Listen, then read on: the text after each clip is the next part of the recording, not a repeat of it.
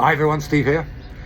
This video is going to be for anybody just about to start a new season like we are here in Dubai, or for you guys who've got problems with consistency. Now, it's interesting to consider why pros become pros. They become pros because they start as children. Well, that's less to do with the fact that therefore they've been doing it for years, but more to do with the fact that a child has no controlling features over the mallet. Therefore, the physics is always the same. The timing's the same. How a child arrives at a ball and how they get their mallet to the back of a reach is completely different to an adult who has the ability to manipulate and manufacture a shot. So in this video, we're going to look at all of the physics and the stages I go through with a student who's come with problems having not played for about 6 months.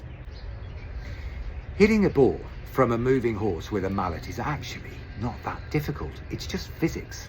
And I know that that's dull when we have to address the physics, but often half the battle of learning anything is to understand how it works in the first place. Now, at the heart and soul of all really good offside forehands is basically, if you strip it down, it's just a revolution of the shoulder socket. But in its entirety, if you watch this guy, he's actually cheating at the top. And yet what he needs to do is to understand how it feels to be pure in its perfect form. Then he will just put some structure internally.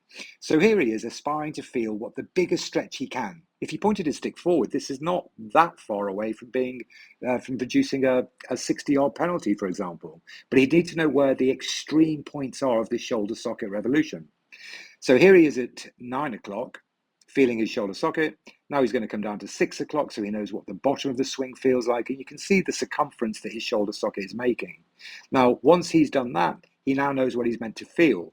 And if you watch him from the front, when he does conform to this and swing it over, look at the effect it has on his body with his left shoulder, his left groin, and the thigh rolling in on the left. So he's identifying the points, and as he starts to swing it around and around, he's going to realize he's going to use the body to swing the mallet, less the arm. And body hitting is always so much more powerful than arm hitting alone. So let me just give you a quick example of that. Hero del Carril, 9 goals. Look at the body swinging the mallet. Now, all good shots contain pendulums, so this client was asked to pinch this mallet finger and thumb so he didn't interfere and swing a pendulum. But this guy has been having trouble with his hitting for months, and it's hardly surprising because that was not a pendulum. A pendulum needs to have moments of suspension and areas of gathering speed, so accelerate, decelerate, and mirror images either side. So once he knows what that feels like, then he can apply the feeling he felt on his fingers to his shoulder socket. So a smiley is the term given to the action that you're going to take to get from the carry position to the furthest point behind. Now, there is an old technical way of pulling the mallet and going in a straight line, which has its benefits. The problem with that is it sets quite an aggressive theme. The second thing is, as I pull it intentionally, this is going to start to collapse. So it's going to be smiley it down, collect the elbow, the shoulder, and then to the reach. If I pull it now, the shoulder's already in the destination, and that's why it's going to go flat. So if you're having trouble with distance or height, it's because your shoulder never actually achieved the circumference of the original fabric of a shot, which is a shoulder socket revolution. So have a look at the shoulder now, look where it goes, and that is part of my revolution. Otherwise, as I come here with the elbow down, I'm going to collapse it, it stays down, this collapses, I'll find a plane, granted, and I'll probably still hit a ball, but it will always be a weak shot. So here's the client again demonstrating exactly the problem you have if you pull the mallet backward using your forearm rather than trying to create a sensation using the elbow and the shoulder socket to the reach. He will have hit a ball perhaps, and he found a plane, but all he's going to be encouraged to do when he starts at 9 o'clock is just try and hit the ball further and harder. So the ball is only going to travel as far as he was strong on that day of play. Now, the exercise to do to resolve this problem is to firstly lift the mallet to a vertical position, then lift the elbow exactly opposite so you create a crucial right angle between the mallet and the forearm.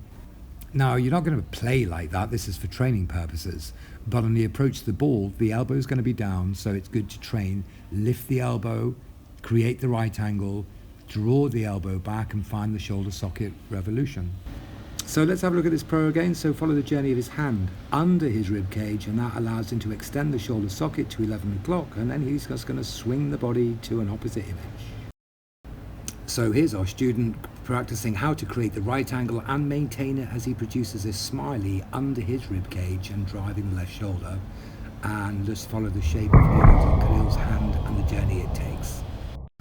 So now we know about the journeys, this client has been asked to establish his shoulder socket revolution, and once he's found suspension, he's going to pull and create his crucial angle between mallet and forearm now, under his rib cage to drive the left shoulder, massive reach to 11, and then he's going to use his left shoulder right knee combination to swing the body. Now, physics dictates that the mallet is already correct before the human interferes with it. So what should become really apparent and significant is the enormity on the requirement to become versatile in the saddle.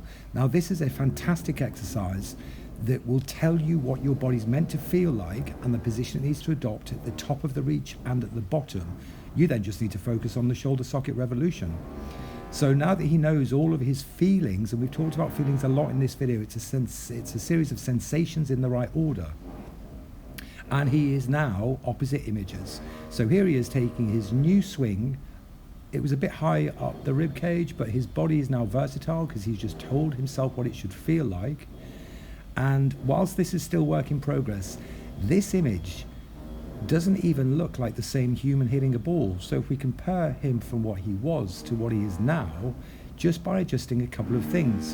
And with most polo shots, a lot of it is just about the detail and the intention. So these two images show his intention was to go to the back 11 and to finish in an exact opposite image. The ball is just in the middle of that gymnastic maneuver. So let's have a look at how it started. I mean, that is a horrible image. It's actually making my retinas bleed looking at that.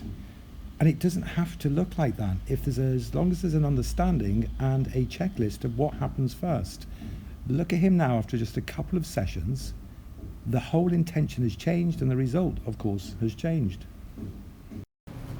Now guys, if you have become despondent or deflated or frustrated with your polo, remember it's not that you can't, it's just that you've been compromising the physics. If you just looked at Hero Del Khalil, 9 goals. And this student actually, now that he's following the same technique, isn't that far off looking the same.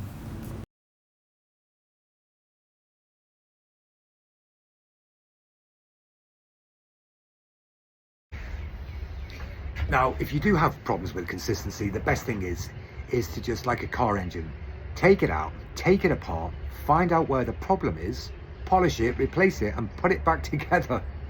So it's a really good habit to get into early on, is to not measure the success on how far the ball goes or whether you made contact with it at all, but more so to address the theme of, if there were spectators watching, what words would they hold up to describe what they saw? Was it elastic? Was it gymnastic? Was it fluid? Or was it aggressive? Was it intentional? And was it desperate? So address the theme and then put the structure together. Remember, the ball is in the middle of a gymnastic maneuver. The ball is not the destination for the stickhead. Right, I hope that helped, and as always, if you need any more help, tips or advice, pop over to my website stevethompsonpolo.com or my YouTube channel Steve Thompson Polo, and TikTok Steve Thompson Polo 3. I don't know what the 3's for, but and I see you on the pitch or the screen. See you next time.